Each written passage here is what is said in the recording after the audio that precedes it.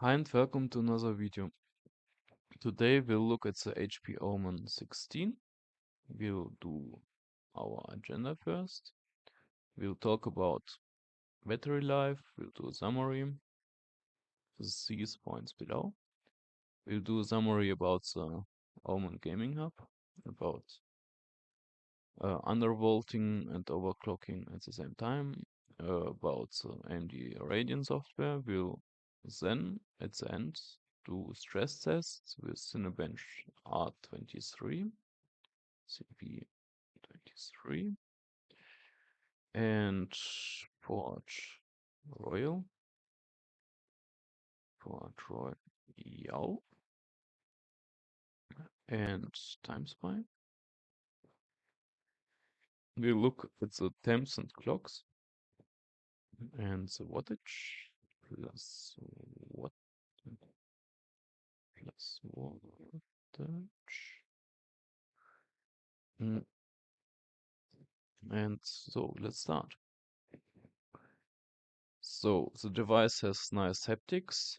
It's made of plastics, but it's got the soft touch, and the keys are very nice to press. They feel very good.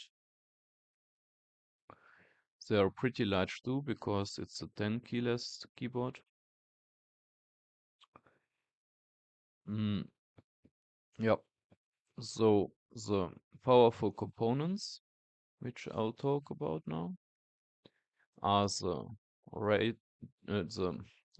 Ryzen 7 7040HS with the 780M iGPU, which is quite handy, which is a very powerful iGPU. We got the RTX 4060 Mobile with 8 GB of VRAM, 16 GB DDR5 at 5600 megatransfers. We got the 512 GB variant. So for the Omen 16, there are different configurations, up to 4080, I guess, maybe 4090, I'm not sure. And with Intel CPUs and more RAM and more storage. But these are the features of this device. And we got a decent I/O. So we got 3 USB-A. We got 1 USB-C, 1 LAN port, RG45. And we got HDMI and headphone jack, which is combined microphone and speakers. The price is decent. So for the performance, the laptop is delivering. It has a very good price. It's around 1250 euro with 19% tax included.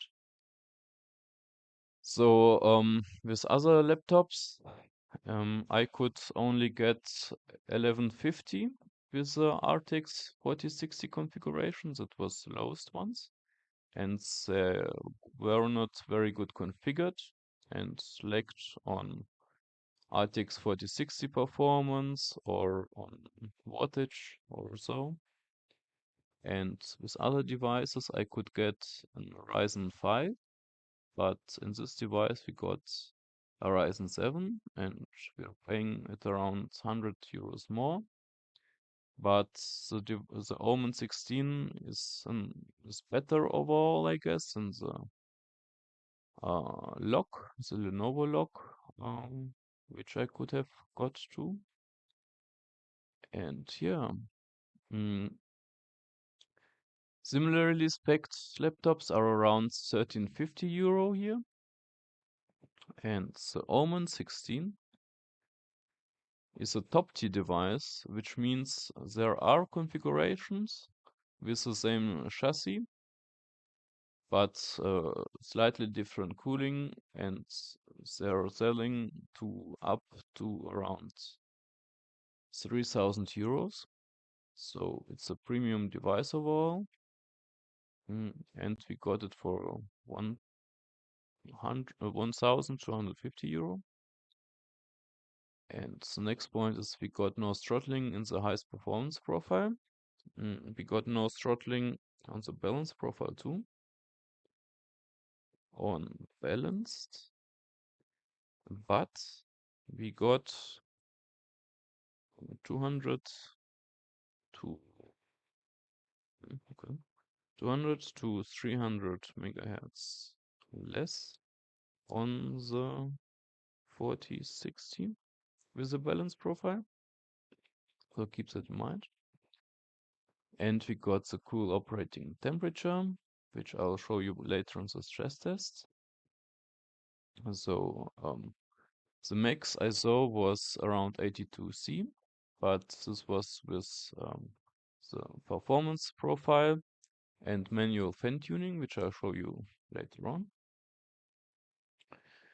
Next point is the igpu of the 780HS, the 780M igpu is very powerful, very capable, and you can do emulation on the go, maybe playing Zelda or playing Mario, whatever. And you can increase the battery life compared with the RTX 4060 with the igpu. And the performance will still be pretty decent. So 30 to 50 FPS on the igpu in 1080p or in 720p, I don't know. And we got the capable and fast Omen app.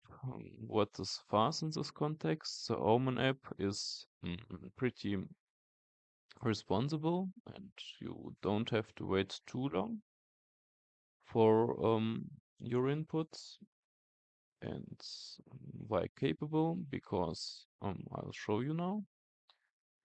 So here is the Omen app, and we can do the max switch, so we can turn on hybrid graphics, which is pretty cool if you're on a battery or you want to save energy.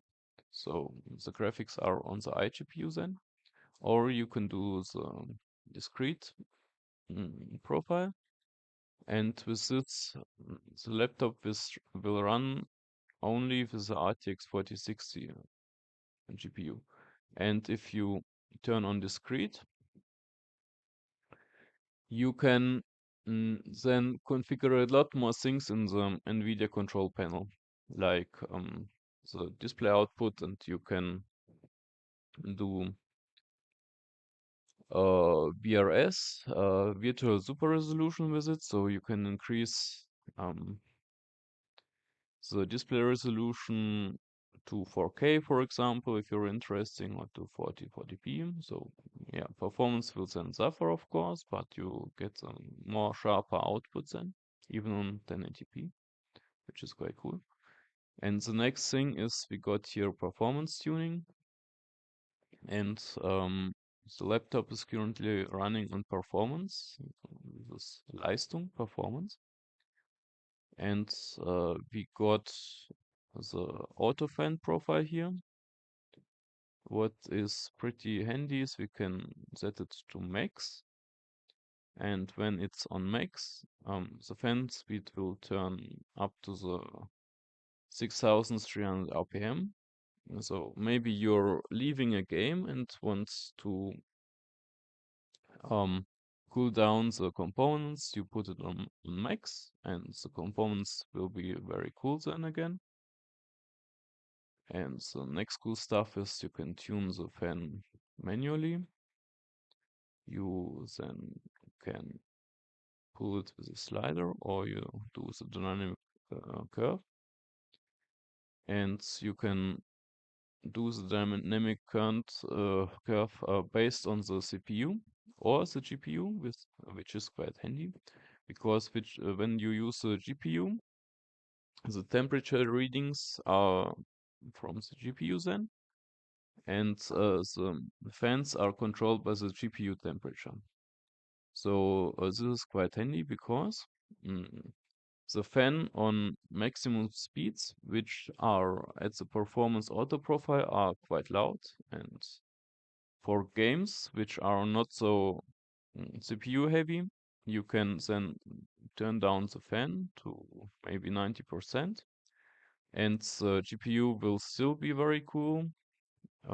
So it will be around 80 degrees then, which is quite good because the TJ max, the maximum allowed temperature on this GPU is around 85 to 87 C.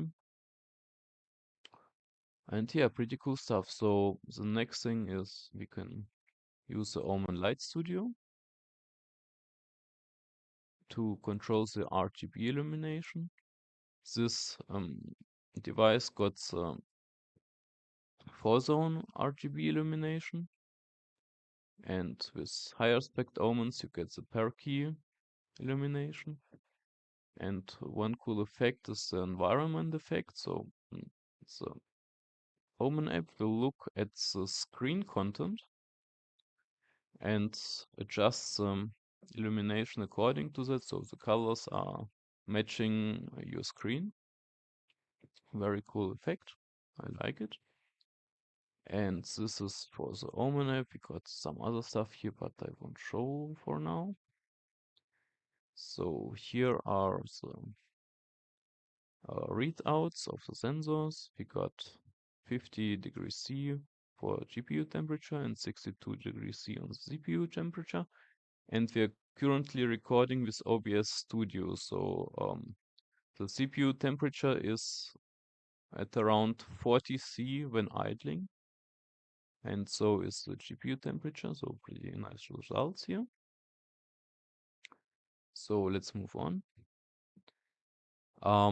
The negative point, the only negative point I have to say for the device is that we got a mediocre screen. So other versions of the HP Omen got a better screen. So this is 60% RGB, sRGB. And for the 60% sRGB, we can actually tune the colors and the contrast a little bit. We're using AMD Software Adrenaline Edition. So I've set the color temperature to 6800 because I like the more bluish color than the red hued color. Default is 6500. It's more little bit more reddish, so I prefer the blue hue more. And I've increased the contrast to 108%, which makes the screen a little bit brighter. We got here the 250 nits version.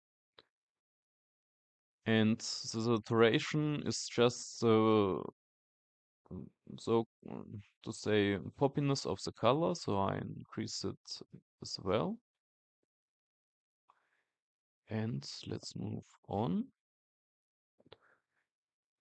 The next point is the screen is a tad dark, so we got the 250 nits version. But the screen is still better overall than the tough gaming screen. What do I mean by that? I mean that the screen is a little bit more sharper. Also, the tough gaming screen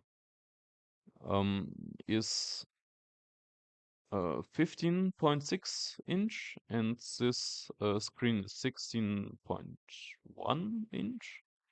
So the screen is bigger, but the overall sharpness of the screen is surprisingly better with this device. Maybe the other stuff gaming has a bad coating on the screen, a bad matte finish. So maybe this is a reason. I don't know. Next point is stability. And why I got this device is because my other stuff gaming F15 was blue screening in games. It was not blue screening in applications like Prime 95 or Firma. So the ASUS support could not find an issue, and I talked to the Asus support for around 2 months, and they couldn't fix the issue with me. Mm, and then the warranty was over, so I got this device. So Asus, I don't like Asus now, and so I got the HP Omen. And next point is frame time performance.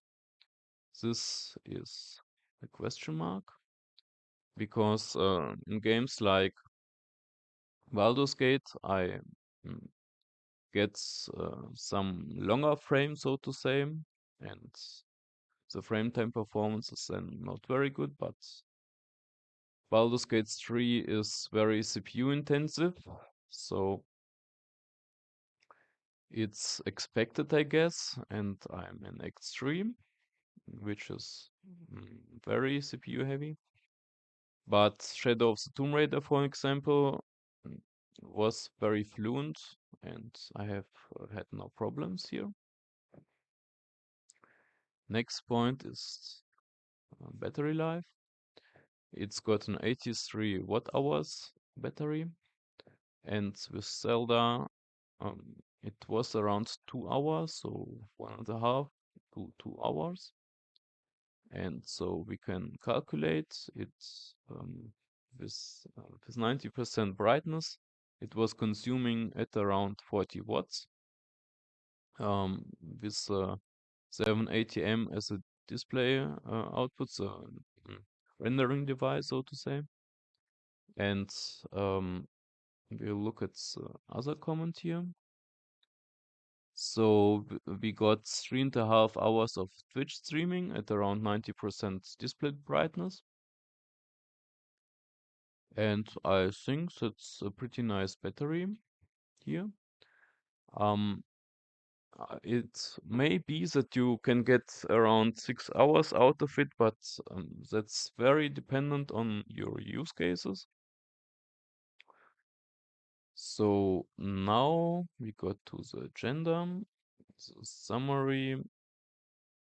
We did the summary, yeah. Okay, one point is undervolting overclocking results, which are quite nice because I got around 250 megahertz more out of the device.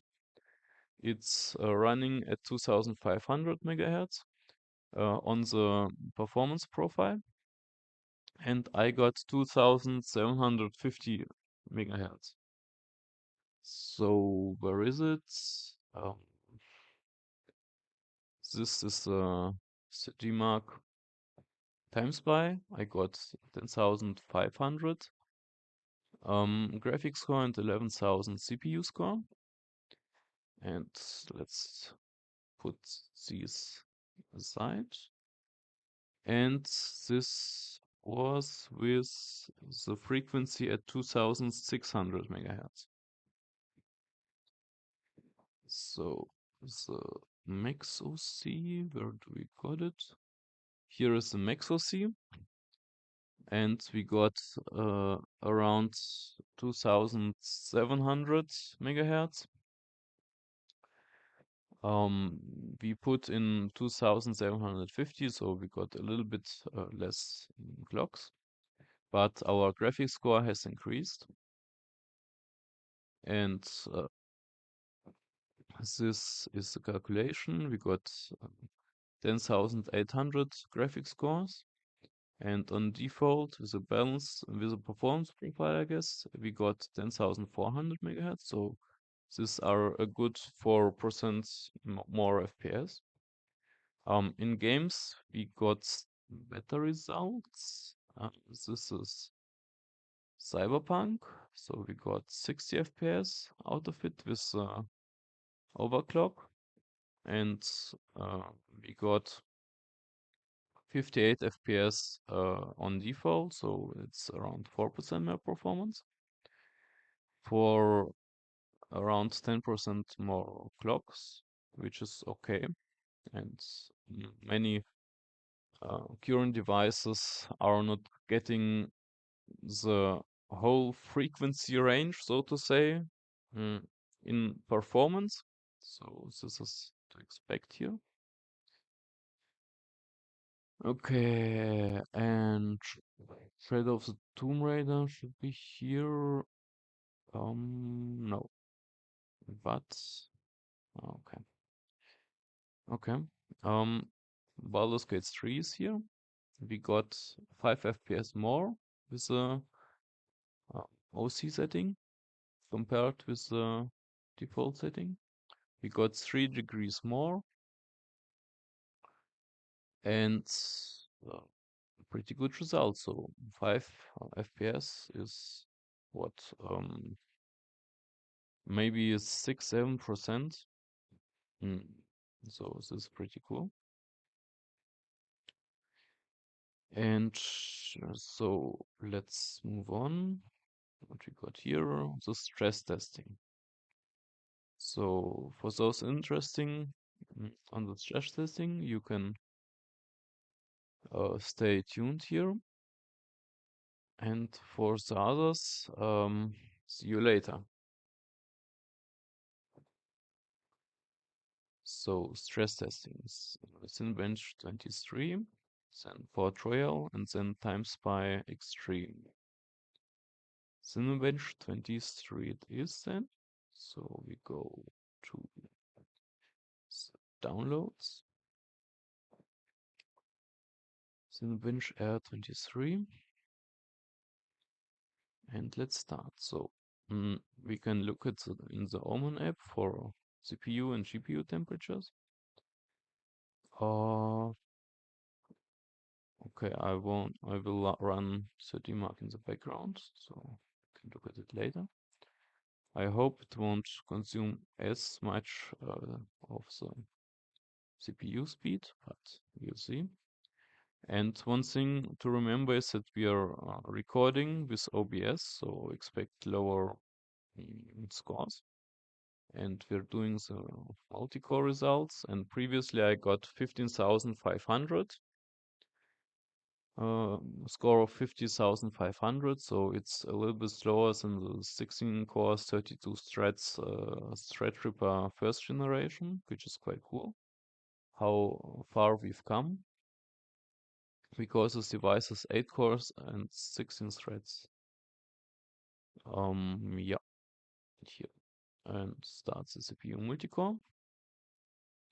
We let's run it for about 3 minutes, so we can look at the temperatures then.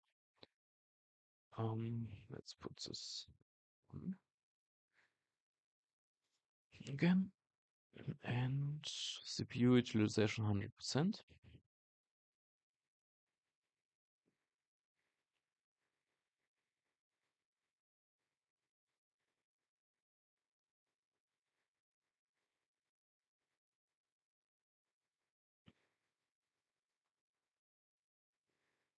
So okay, recording is running still.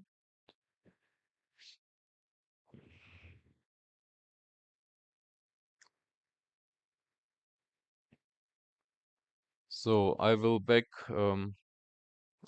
back in around 3 minutes. So see ya. So I'm back. One thing I forgot to mention is that the Wi-Fi antenna is actually at the back of the display, which will be quite handy for the Wi-Fi connection. I think it's will be a little bit better than on the other stuff gaming F15. And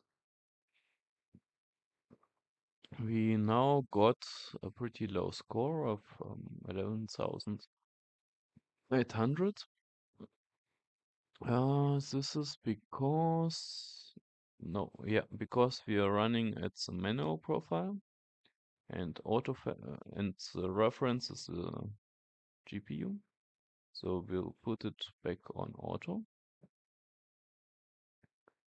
And let's see how the score increases, because we got better cooling now. And don't forget, we are recording with OBS at the same time, so performance will still be quite lower than The 15,500 I got with no OBS recording. Let's run the stress test 1 or 2 minutes longer, so we can see the actual cooling performance and get a newer score.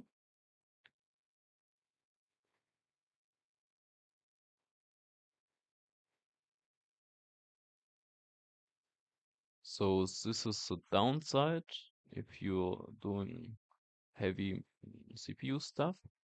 If you put it on manual and use the reference clocks, the reference temperature of the GPU.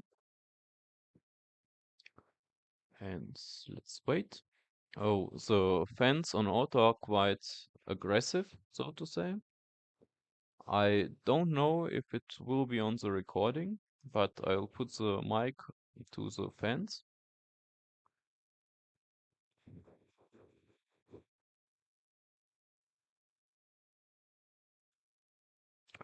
I hope it was hearable, I don't know. Because I got mm, suppression running. It's the Omen app. Don't know if it will be hearable.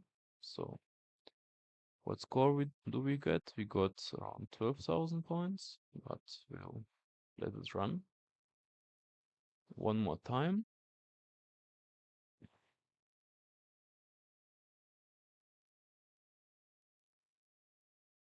So for the temps, sorry, we got around 80 degrees CPU temperature. If we had the auto fans running from the beginnings, it would be around 75 C. I already tested it. So pretty nice temperature. And we got around 12,000 points. Keep in mind, this is with OBS recording running. Still running? Yes, still running. And yeah, so we stop it here. So in the previous run, I got a previous recording, but I forgot to record the screen actually. It resetted during a driver update, so I got around 13,000 points from the beginning with OBS running and the fans on auto and the performance profile. So okay, pretty nice results. Yeah, it was at 80 degrees with all those preconditions. So let's move on. This was Cinebench R23, and let's look at the agenda. Port Royal and Time Spy following. So Port Royal, I'll do a GPU run, not a stress test. So benchmark Port Royal.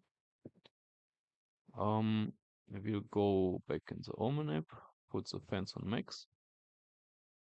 So the temps are decreasing then, will be decreasing then, and we'll have new fresh results.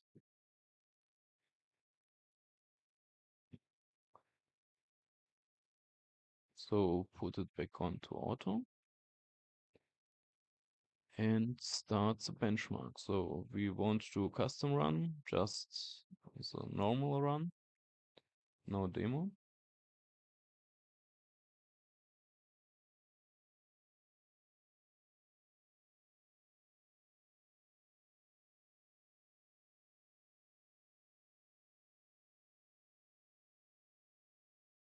So we're pulling around 90 watts with ray tracing and stuff running on. And we got 2500 megahertz and on the core and 8000 on the VRAM.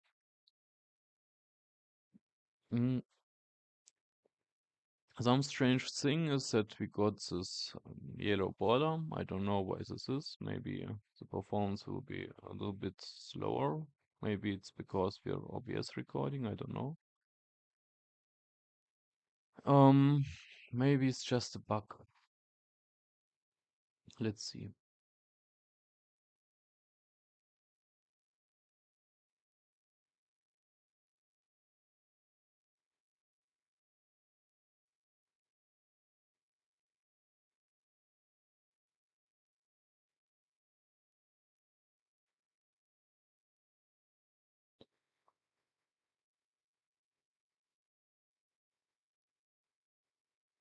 So the GPU temperature is at around 66 degrees C, which is quite good.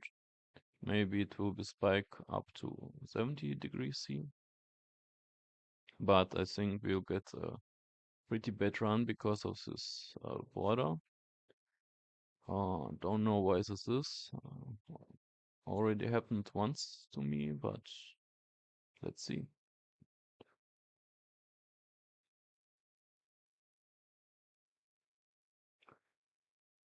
So we got 5,116 points, which is a little bit below average, but count in 5 to 10%. The best result is 6,000. So many people are overclocking with these GPUs and then letting the test run. So it's okay result.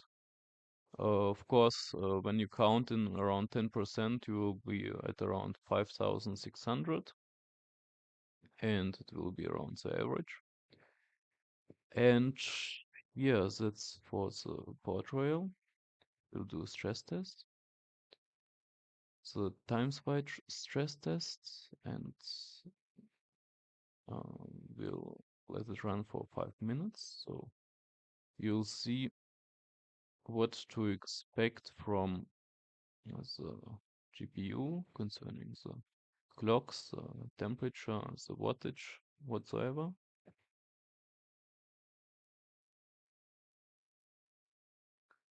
So I'll be back in 5 minutes, and then we'll look at the temperature and power and so on. See you. So I'm back. I was getting a coffee, and we are around 90 watts on the GPU power, and we are hovering at around 2500 megahertz and 70 C. So there is a pretty large thermal headroom, and if you would run the fans on the manual profile with around 90 or 80 percent RPM, you could run the GPU a tad hotter, so around 80 degrees C, and it would still be pretty far away from the thermal limit of 87 degrees C, and yeah, pretty nice results here. So we will quit, and yeah, then thanks for watching. Bye bye.